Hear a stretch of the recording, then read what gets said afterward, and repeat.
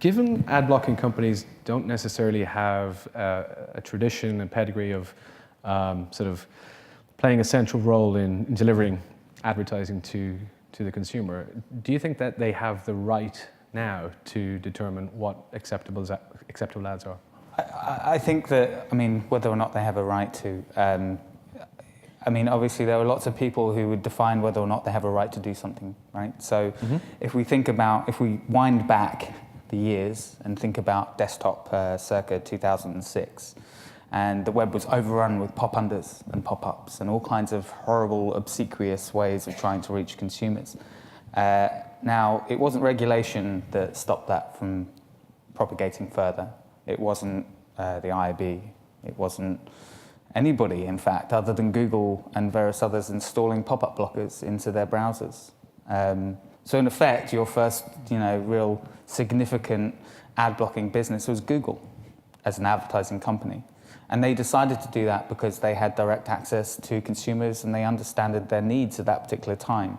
So I think in reality, whether or not you have the right, I think it's based upon how you decide to work with, one, the consumers and the rest of the industry. And they had the linkage to both the consumer and the industry at that time. And if we can make that happen, then I think it will be progressive for the industry overall. Mm-hmm.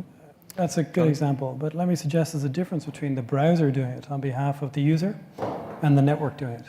There's a legal difference, in fact. So so as a direct relationship between our service, and I think that's something that we could debate further. I don't believe in making decisions on behalf of consumers either. And I think that a lot of decisions have been made on behalf of consumers in relation to the services that they're provided and what that transaction actually means. So in reality, when we look at mobile and we consider, okay, me as a publisher, I have a right to deliver an advert to this consumer in order to monetize them because that's how, in effect, we pay for the content. Now that's right and that's fair. But as ad tech has progressed, the stakes have changed. So for a consumer, 30% to 40% of the data consumed on their mobile device is directed towards advertising. Primarily Google, again, actually. And they're not aware of that. That's not a transaction that they're actually fully economically or in any way actually have any control over. So when we decide who exactly has the right to do what on behalf or for the consumer, I think it has to come back to the consumer. So we as a business don't enforce ad blocking. We have carrier partners, and we're not interested in ad blocking. We're actually interested in creating a convergence between both the consumer, the advertiser, the publisher, and vendors that sit in between. Do you mind if I just jump in? The European Court of Justice has decided that networks and companies like you who work with networks don't have a right to do what you've just described. So in this jurisdiction, it's just because the word right comes into it, there is actually legally no right, especially after the telecom single market regulation entered into force late last year. So if we're talking about rights, it's one thing to say we're going to do it because we think we ought to, but I don't think you can be led away by saying, yes, we have as much a right as anyone else. Legally, you don't. What I don't want to get into here is a debate about legislation. Because the reason being is because ultimately we sit with BEREC and we absolutely support what they say, but we are a third-party opt-in solution within this marketplace. So actually, we don't come under net neutrality rules, and we also don't come under the BEREC regulation in any of the wording that's referenced there. And we have worked with BEREC, we have support of Ofcom, and we have the support of the EU. We've spoken to all of them, and we have very large partners in the carrier space who have obviously had those conversations and have actually legitimized our position. So if a carrier who are some of the most sensitive people when it comes to litigation, and the Ofcom can come to an agreement over this with us, then we're in a safe place. So that I think we should. Simon, do you have a comment? I think I just approach it from a different space. So if you take I'm a creative at heart and I care about experiences. So, consumers have voted, they click a button, they install a plugin to Google Chrome, and then they have no ads, right? So there's a problem there. There's a problem there because the ads that have been shown are really frustrating. I use the example that you've all done. You shop for your girlfriend or partner, and then ads follow you around for a week. it's rubbish. It's awful experience, right? So I think who owns the right to control the ad blocking is a massive, really interesting conversation. But I think it's a lack of innovation. I think media owners have wanted to monetize. That makes sense. But I think innovation is lacking in advertising as a general disruptive statement. And I agree with that. I think Yeah. I think you're absolutely right. So innovation in advertising is a difficulty because we are restricted by formats, or particularly mobile, restricted by size of screen. There's all kinds of things. And actually, if you go and I meet with agency heads, executive creative directors at Wonderman, and they really want to go back to this permission-based marketing where they have simple messages, and they don't really know how to communicate that back to the marketplace. Guys, we'll come back to the distribution mechanism for ad blocking in a second. So I think it is actually a really interesting and important topic. Pablo, did you have a comment just quickly? I think that, and going back to the right, I think that, when you've pointed out that Chrome, limited the pop-ups that you could see, actually they got the right to actually do that for you. As much as they do when you have notifications coming up on your browser, on your mobile phone, because you install YouTube. So there's a bunch of engineers in Silicon Valley that are taking the right to define when you see a notification, when you don't.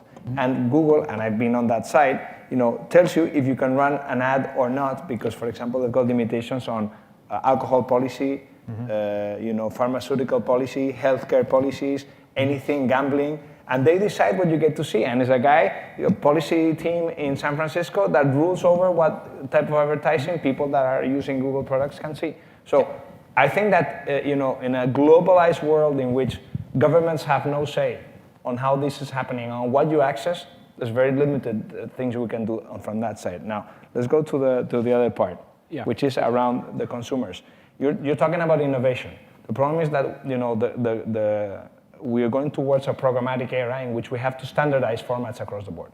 So the times when you could do the hunter bear tipex experience in Google and YouTube and really break the experience have long gone by. I mean, that's not going to happen anymore. And the more we advance, the less is going to happen. So we have to figure a way to work around what's happening. And I think that you were saying before, we're starting afresh from 1995, and probably you're right.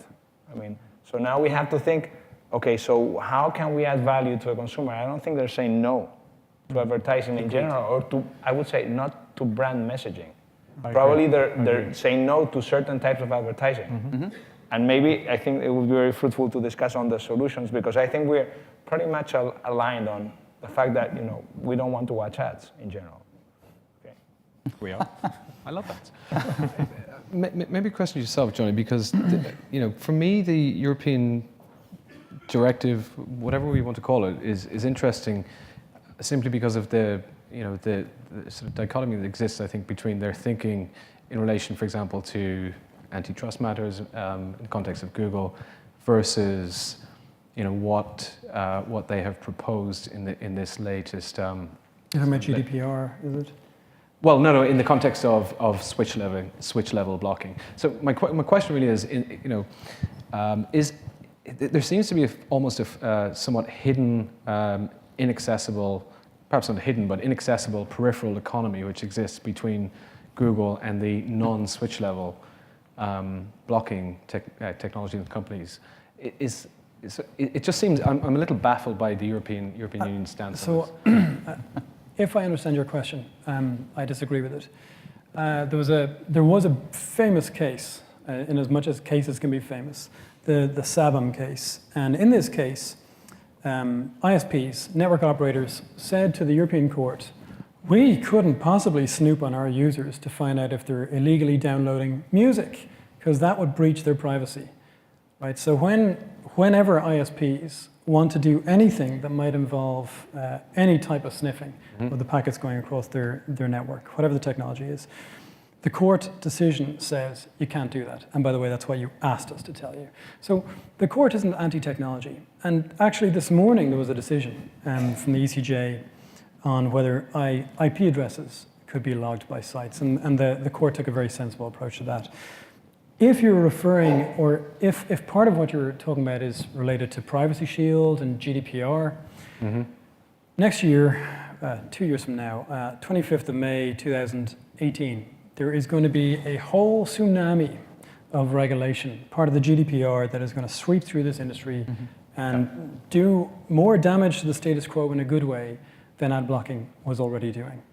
And the days where you could go onto a publisher and see your ghostery tab notch up 150 third parties to third parties syncing and chopping pixels and stuff are over. Now that's a really interesting time. We're finding ourselves working inside programmatic exchanges and trying to do so in a way that protects the user's privacy. That sounds like two totally incompatible things. And getting to the right answer there, I think, is what gets us out of this problem. I'm not sure I answered your question, but James. So I mean, there is very specific wording within BEREC that doesn't necessarily coordinate just with DPI, that is related to consumers having choices on the device, but even where it's opt-in, provided by the carrier, that it's specifically is disallowed. And I see why your perspective would suggest that our service is not compatible with that law. But as far as everyone concerned, it is. But it is quite clear that there is an element of complicity between Google and Facebook and so on, and the fact that these things exist, because the only real threat to their businesses is not someone like AdBlock Plus, right? Because AdBlock Plus, they'll do a whitelist deal, which they've done, obviously, although the ad exchange piece was blocked. But it's where other interests that are divergent to theirs exist. And to give an example, obviously, so I advise for carrier businesses, and I was on the EU Privacy Task Force for the GDPR, Article 29. I was a member of the W3C, so I have a broad spectrum understanding of the privacy implications of these services, but also the relationship that Google has with, from a lobbying perspective. And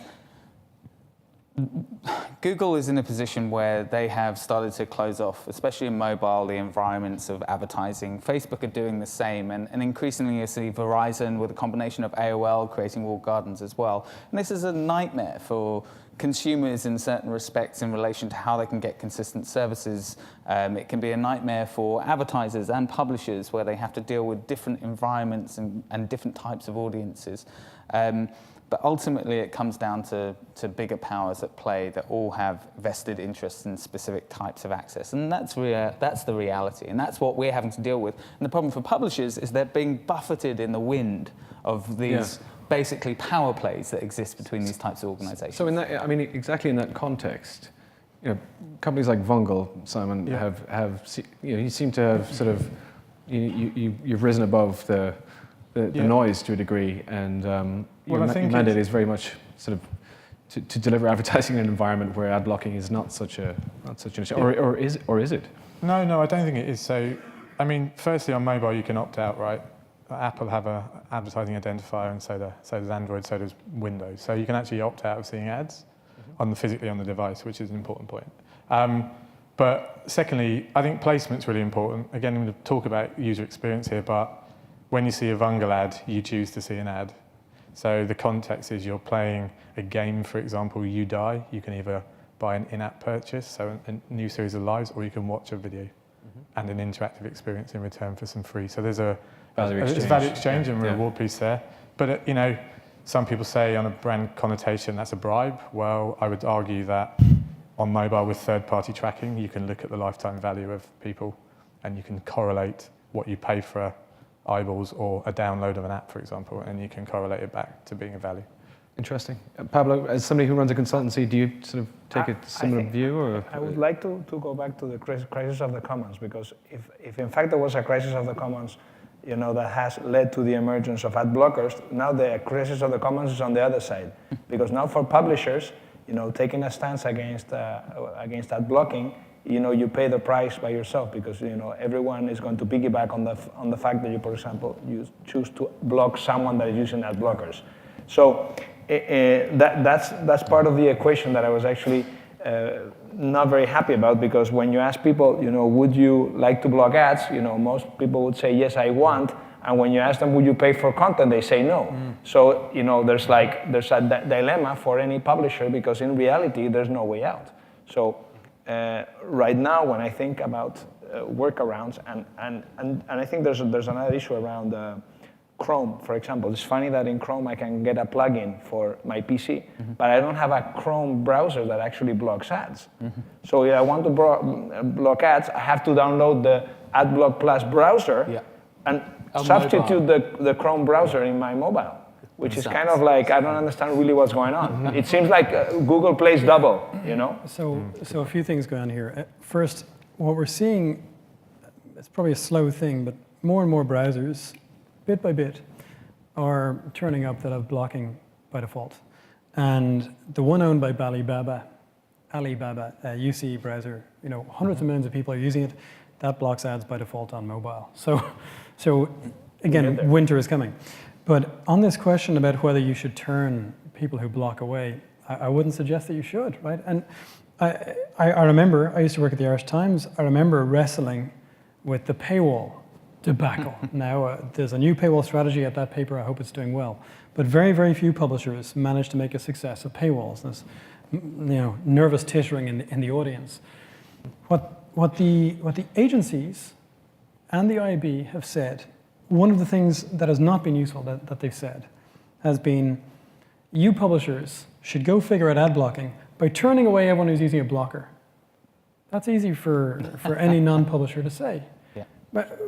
So I'm not saying that. I'm saying publishers should fix the problem, and then they should serve ads in a way that blockers cannot circumvent. But if they do that, they have to make sure that those ads are very respectful. Keep them simple. So it's the battle of the ad blockers and the anti-ad blockers. Well, I wouldn't say it's a battle, because we've been doing this for so long. Our stuff hasn't broken. It's you know, the publishers who we work with have not had this back and forth cat and mouse. Certain publishers have had that with other vendors. I'm sure there are options other than us that one could look at as well. That's actually a really interesting point. I mean, we could thought experiment this, you know, ad blocking wars until we're blue in the face, and play it out. But ultimately, is the real issue here? I mean, surely with initiatives like AMP, Google's accelerated mobile pages, you know, these are initiatives that actually are far-reaching and meaningful. I mean, purely in the context of Google and others' own interest. Winter's coming, yes, but shouldn't publishers place trust in Google to sort of feed them when winter comes? So maybe you've heard of what DCN has done. There's probably members of DCN in the audience. This is Digital Content Next. They represent the premium publishers, primarily in the West. And finally, a spark of light, because DCN has formed a not-for-profit entity that is running an ad exchange for some of the inventory of those premium publishers. And now an advertiser can know for certain that when they buy an ad on this exchange, it's going to be shown in the right way to a useful audience. This is publishers putting their chips on the table and working at scale. So in that case, they don't have to beg Google for help. They can be a Google if they get together. Okay, I get it. However, you know, collectively, are we moving quickly enough? You know, acceptable ads program, as an example. You know, pitch it to me. No one, well, maybe you're into it, but no one here wants to pitch it to you. The Acceptable Ads program is the equivalent of the local mob guys coming around to your restaurant and saying, you tell us what rules apply and when we should break your ankles. It's rules set by ad blockers for the media industry. That's not what people are looking at. Now, starting last September in the boardroom of the Financial Times, PageFair got together a whole mix of publishers, people like Mozilla, IAB UK were there, and so on. And the room got fuller and deeper by the time we hit Mozilla's own office, and then we brought it over to MEC Global. Over 3 meetings, we ended up having privacy advocates, different consumer groups, regulators, European Commission, UK government, everyone in the room. And what we ended up with was a tentative consensus about a few simple truths, and that is ads work in pretty much every media when they're simple. Why not keep simple formats? We got a problem with data. Show the ads on the blocked web. Stop intruding on people's experience. Keep it simple. Now, what we didn't get to was a codification of that and a set of laws, but that's not what we were trying to do. So I think the smart people in this industry, and you see it with Facebook's move, are moving in the right direction. They are engaging with the blocked web. And I suspect that's the direction of travel for next stage. But doesn't the definition of acceptable ads like play into exactly what you're saying, right? So in terms of like a creative, it's like, the size of it and where it's placed. Whatever the words describe that it's an ad to me, so wherever it features. And then also, what's the first one? The placements of the size of things. So, format. and the reason I say that, because if you think of the example, look at someone who monetizes well, in my opinion, albeit particular demographic, something like BuzzFeed came on, look at Lad Bible right now. So EA spend a truckload of money with the meme style, tag your mates who you beat on FIFA today, for example. That's really good advertising, right? Because it doesn't seem like ads. Yeah, Vice is another example. Vice is a classic they've example. They've taken control of their own environment and decided how, in partnership with their consumers, how they want to be presented advertising in a specific way and being contextual to that environment. And no one wants to block that. So, we're getting sort of into closer to some more branded content almost. So the acceptable ads thing is basically, it's a label, right? I mean, obviously you've seen AdBlock Plus try and do it and try and enforce it, and yes, they've had limited monetization capability as a result of that. And now you're seeing the Better Ads Consortium with the IAB Tech Lab looking at enforcement around guidelines. That's a better ads, that's an acceptable ads policy.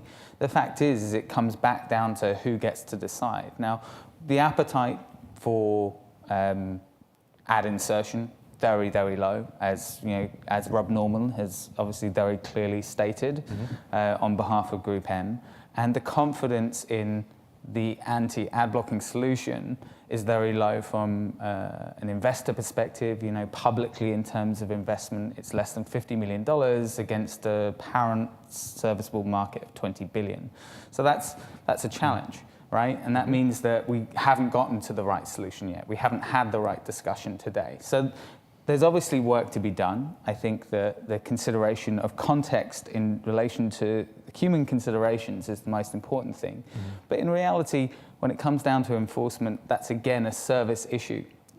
So publishers doing that on behalf of their own audience is a service issue. That is, I want to provide a better service for my consumer so that they will engage with my environment and I can monetize them correctly. Now, obviously, I again will look at it from and that's publishers doing it themselves, right? And I can also talk on behalf of the carriers. So the carriers provide a service to their consumers. They provide a service for access. And when you go to a website and it's really, really slow, but you've got 4 bars in your 4G, you're like, my God, Vodafone's crap. Why won't it work? Because you're not looking at ad tech and blaming ad tech for that page load being slow. You're not blaming the website for having poor execution on its technology strategy. You blame the carrier. So it comes down to who is providing service. And I think that has to have an influence. That means that everyone has to get at the table. It means that publishers have to have that discussion with consumers and carriers and ISPs, and everyone needs to be involved. Stakeholders need to be considered. Okay. Pablo, John, do you have a comment? Just a quick comment. I think that, although it seems like the levels of adoption seem to be high, they're not widespread. So 18% that you were mentioning before is not equally distributed. You get a high percentage is male millennials, less than 25 years old. I mean, you go on to 40 plus, desktop is non-existent, mobile, it is not even thinkable. I mean, I'm telling you, because I think if you go a show of hands in this audience, which is pretty savvy, I would say that 50% have not installed them. So in general, the industry is not worried because there's a lot of inventory around. Advertisers aren't worried. Advertisers are worried, but it's more because of what they hear. Yeah. Not because of the numbers today. No, they aren't worried. The publishers are worried, but the advertisers will always find inventory somewhere, right? Well, will they? I mean, surely it's a question of format and coming back to the branded content sort of convergence potentially over time. Can we achieve the scale required there quickly enough before we get to your sort of parity of blocked web versus existing web? Look, we're spinning off into Never Neverland here. One thing is certain. We are currently serving ads on the blocked web in a way that has never been defeated. So enough of this investor figures pulled out of wherever. this works. The blocked web is accessible and addressable, and large publishers are doing it today. So let's not ask questions about that. While we're at it, by the way, yes, you're active in markets. As far as I know, it's Zimbabwe and the Caribbean. So let's stop talking about, am I wrong? Are you active with ISPs right now in Europe? I'm sorry, again, it's coming down to a direct, I think we're having a conversation about an industry as a whole. Okay, fine. Okay, so We then are, I'll and proceed. that's a valid point, yeah. If we're suggesting that native ads and that branded content is the solution to this question, native ads and branded content could have been the solution to a problem before it existed, right? We could have been doing those things at scale if they were scalable 10 or 20 years ago. Clearly, they can't be the sum total. And there's a question as well. The example you gave was BuzzFeed. There's a fine line. BuzzFeed got slapped down by the regulator here. And maybe that was a learning experience, and they've solved that problem. But the audiences loved it. They loved the fact they got slapped down. Yeah, it's kind of the irony of it. Right? Interesting. But surely we there's a didn't learning scale. We didn't scale. So if branded content was the answer, so 15, It 20 years ago, can't it didn't scale because of the technology Yeah, limitations. absolutely. It wasn't lack of. You didn't have lack of will. interactivity. You didn't have Any decent agency worth its salt will happily, invest on behalf of a client who they feel, will benefit from branded content. Intel with Vice Studios. It's been an ongoing investment for 5 years now. It's one of their. It's an chief edge revenue case, right? Because streams. it's huge budget. It's very immersive, and I think that's anyway. We digress. Okay, so let's talk about paywalls and publishers. So, is this a solution potentially? First of all, yes or no, and if it is a solution, it's limited to a pool of potential sort of publishers, right? Not every publisher can consider that as an option. Mm-hmm. So, firstly, is it a solution? I think it's Is it a viable? I think it's part of a monetization strategy for certain audiences, right? Mm. And what I mean by that is, I'm going to always talk about mobile because I haven't worked in desktop for a long time. But publishers monetize via in-app revenues and advertising today, and it's very successful. We work with some of the biggest gaming clients on the planet. They make a lot of money. They don't need to have subscription-based because they've tested it doesn't work for them. So I think it depends on the publisher. It depends on the publisher. Yeah, that's my opinion. Johnny? Trust and insight. Trust and insight are the only things that are scarce, aside from the advertiser's need for attention. As we get deeper into this TMI, this too much information tidal wave that we're having to confront, it is almost impossible to find a trustworthy source of insight. I think the media industry online and its economics actually are very similar to the camera industry. And if you recall, when the digital camera became free as part of your smartphone, everyone thought that digital cameras would be gone. What happened was that the compact camera went away, but the digital SLR, the conspicuously better, sold better than ever. So you get this leveling out, this hollowing out in the middle, and that means you've got the clickbait sites doing very well, but you also get the hyper premium. But everyone in the middle, they cannot monetize based on a paywall in that dynamic. They're like the compact camera. It's an interesting analogy. Pablo, do you have a I think I pretty much agree. I think that the proofs that I've seen is that when you check people that have enacted a paywall policy, normally you see, or an ad blocking policy, normally you see the numbers go down like big time. And once they take it off, they go back up again. So I'm not sure that's a solution for anyone these days. Mm-hmm. Unless maybe you're the Economist or the Financial Times, or someone that has built a lot of trust and has a big reputation. Other than that. But even the Financial Times, their subscriptions are very, very low. I mean, they're worth a lot, but they're not big in terms of the actual number of users who pay on an ongoing basis. And yeah, so it is an answer, but it's an answer for less than 1% of the overall population. And the commoditization of information across the rest of the web means that ultimately ad blockers are going to impact the vast protocol of access that happens on the web and eventually in app. Yeah, I think it also depends on the service levels because I mean I'm signed up for Netflix, I signed up for Spotify, and I've signed up for Audible of Amazon. So I think that we're willing to pay for services. I'm not sure that we're to the point where we're actually prepared to pay like $3-4 to actually get access to information without ads. Maybe we are, but maybe then it's part of a conglomerate that we get like 15, 20 titles really top-notch that we're willing to pay for that. The subscription economy is obviously something that everyone talks about in relation to content on an ongoing basis, and it's kind of held as this potential bastion, and I think there's a lot of value potential in it. It's about how that can become a derivative model for publishers. I mean, I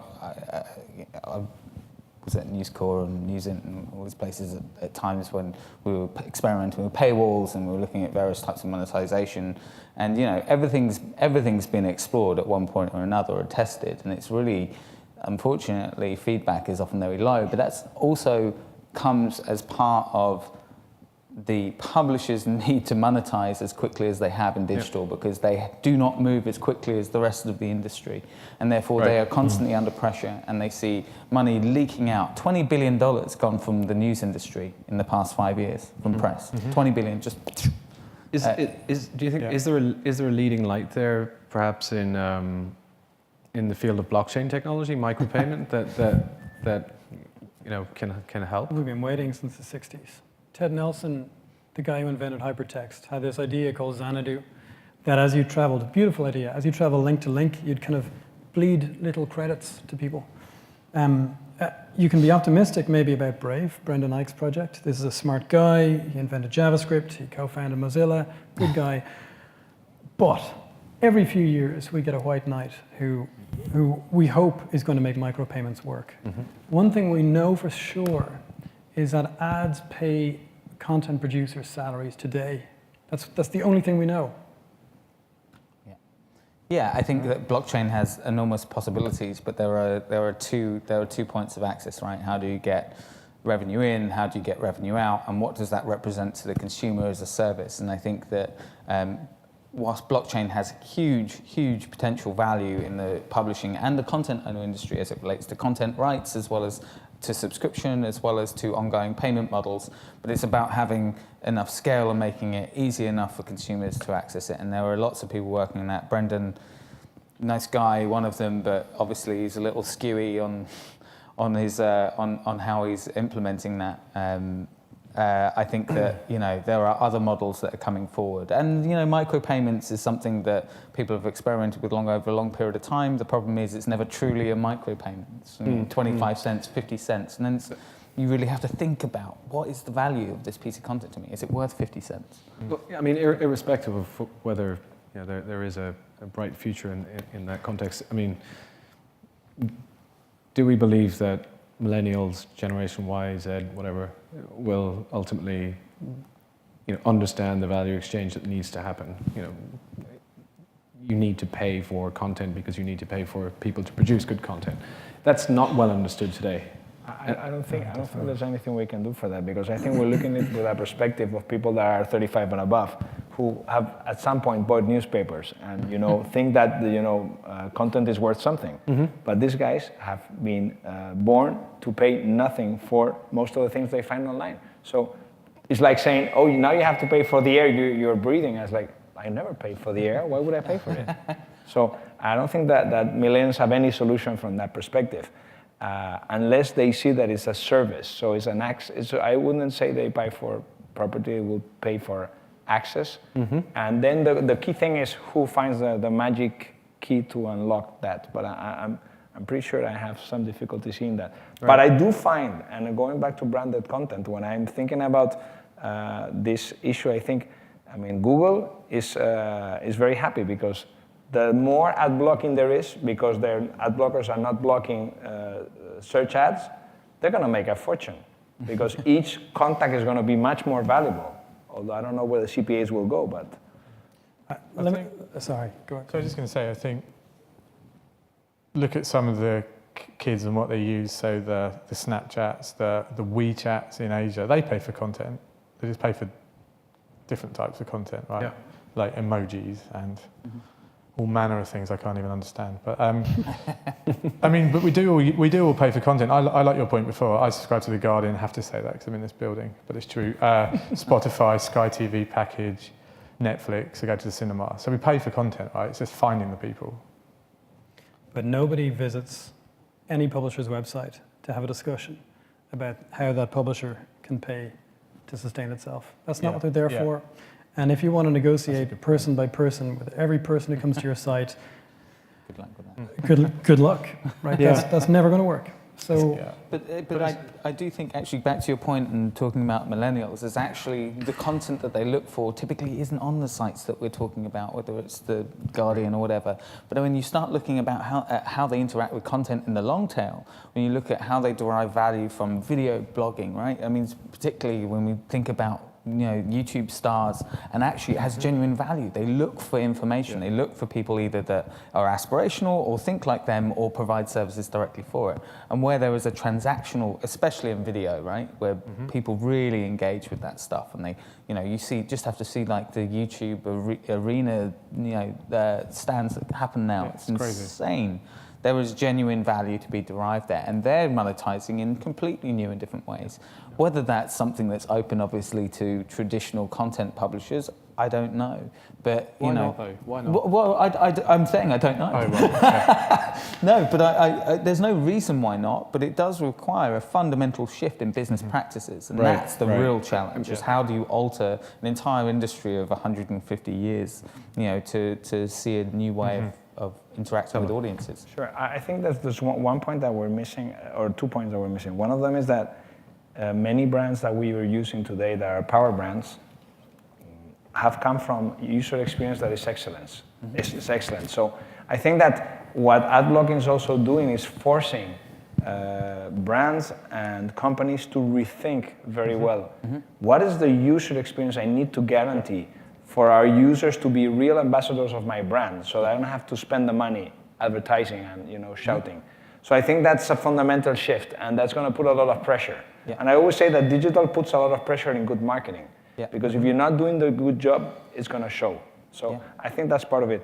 So that puts a spin also on personalization. So I need to make very personalized experience, even when it comes to content, mapping the customer journey really well. So I don't think that only the problem is around the way advertising is being splashed out by publishers, but in the way that marketers have been thinking around the whole user experience, from the product usage to the messages that have been communicated to them. So I think there's a hope. Yeah, I agree. And actually on the brand piece, you see how brands themselves, as like Unilever Ventures invests in companies like Percolate, or WPP Ventures invested in Buddy Media. They looked at social activation, they looked at brand interaction, they looked at content as a means to engage with consumers. And that's absolutely, I mean, the line is getting blurred, absolutely, but where they're providing content, brand content that has value or has a use, they're seeing massive dividends. but one word on brands. I mean, what else are they doing? We had that announcement from PwC, right? They're not going to be investing anymore as much the way you're describing. Do you need to target people quite that much? If you're PwC, the answer today is no. Yesterday was different. So a move away from targeting and back to broadcast. And the other thing that's a trend, clearly. Yeah, absolutely, right? So there's a question over all the data, right, or some of them. Are you talking about P&G, the Facebook P&G's story? And the reason was that they said we need to shift back to broadcast. Yeah, I mean, there are some other things at play potentially there. In terms of let's get into the other things. The other things that advertisers and CMOs are getting excited about is the dodgy business inside the ad industry coming out of the other side, the agency side. And I'm referring here to the K2 report from the ANA. Yeah, so everything that is happening in digital does not suggest to me that if a CMO is doing their job really well in digital, they'll get great results. What it suggests to me is there are too many question marks in digital right now because things have got too complicated. And actually, if we as an industry had taken a leaf out of print and just kept things simple, and if we can return things to simplicity again, we will have a better tomorrow. Okay, guys, we've got just a few minutes left. I do want to open to the floor for questions. I'm sure there will be a few. Do we have a mic? Well, do we have a question, first of all? We do. Thank you. Excuse my ignorance, but how do ad blocking technologies make money? I don't know. So for us as an organisation, we haven't taken money from anyone, not from any company apart from investment, and we're not specifically an ad blocking business. We provide technology. I actually was thinking more along the lines of Adblocker Plus and. Whitelisting. So they have agreements with Google and they have agreements with certain other organisations where certain acceptable ads will be passed through their filter essentially, and they charge against that. So it's kind of, and then they were trying to build the ad exchange, which is kind of like a friend of mine described it. It's like someone jumping in through your back door, stealing your stuff, and then running around the front door and trying to sell it back to you, which was I thought was pretty funny, and accurate. So yeah, I mean those are not. Neither of those things are acceptable forms of monetization. I think anyone can agree. Thank you. Okay. Anybody else got a question? No? Really? It's a hot topic. Surprising. It's the end of the day. I get it. Okay.